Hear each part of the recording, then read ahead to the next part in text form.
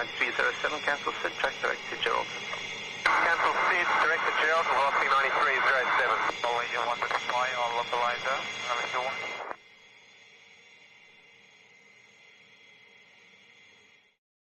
So Vasco, your take, the list and sell tour is what it's now called, but when you first encountered it, it was Sales Trainer. So if you could give us an idea of your first impressions of Sales Trainer.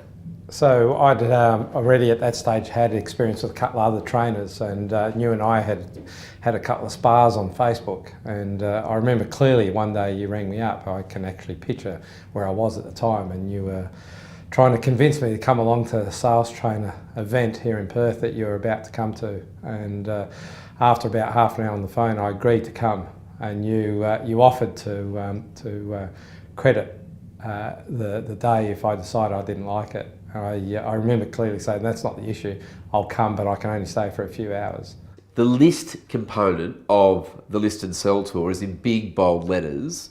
How does that resonate with you? Well, I guess what it's done is made me focus completely on the listing side of the equation. The sales will take care of themselves, so all our focus now, and in fact when I'm training the new staff at the office, constantly telling them that all the focus is on listing properties, not selling properties. List and sell, obviously we put the emphasis on the list component as opposed to sell. And we've said over and over again, there's lots of things that can get in the way. You can actually have interest rates, fiscal policy, but there's no such thing as a listing slump. Explain what that means to you now. Absolutely, yeah. Regardless of the economy, people have the same reasons for buying and selling property exist in the family. Families get too large and the homes become too small, and families downsize as kids move out and homes become too big. So those things exist regardless of the economy, so there's always listings. Of course, at the front end of Sales Trainer, one of the things that we bring up is that we think it's actually a strength for those people that would consider themselves to be lazy, because I've always believed that lazy people have a tendency to look for easier ways to do things. Now, you fit that mold perfectly, don't you? Okay, I often play on this, and people misunderstand what I'm saying. When I say people, other agents misunderstand what I'm saying, and I use that as a bit of game with them. And I mock and say that I'm the laziest person, the laziest agent around. Clearly, I still work hard. I just don't do the stuff that's non-productive and focus purely on just getting new listings. And the rest of the stuff is just all automated in terms of how that listing ends up at a sales process. Vasco, one of the things I'll say in our defence, because I too consider myself to be a naturally lazy person, is that Steve Jobs, when he was building Apple with his creative department, the primary facet that he looked for in his people was laziness, because he reasoned that lazy people find easier ways to do things, and the Apple empire has been built upon that. The other thing that we try to solve with Real Estate Rockstar is a clear-cut understanding of how you can not just overcome the prospecting equation, but in phased steps build your way up to what we refer to as momentum. That starts, of course, with foothold.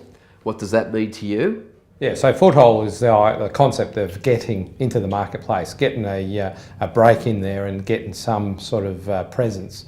And then we move on then to traction, which is where you've got a presence and you're now starting to control the marketplace. And then finally, that word, I guess, that eludes some of us is momentum. And I find that this is quite often loosely used. What does momentum mean to you? Momentum, which is where you're clearly in control and you've got the marketplace wrapped up, you've got plenty of signs and the signs give you more business and you move on from there.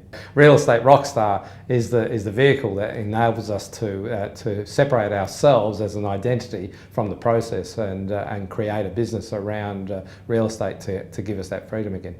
Real Estate Rock Arena, which of course is the event that has been born out of Real Estate Rockstar, where by invitation we're looking to get the top real estate agents, or a selection of them, 100, into a room. And one of the concepts that we'll be exploring there is what we refer to as real estate in the round, where each salesperson on their topic of strength will be afforded 30 minutes to share their knowledge and expertise in that area. Does that resonate with you?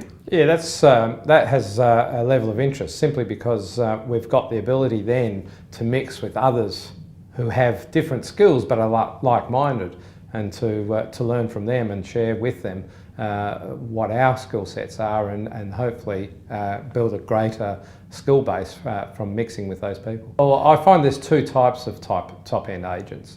There's the celebrity top-end agents who are usually quite aloof and won't really associate with people who are well below them.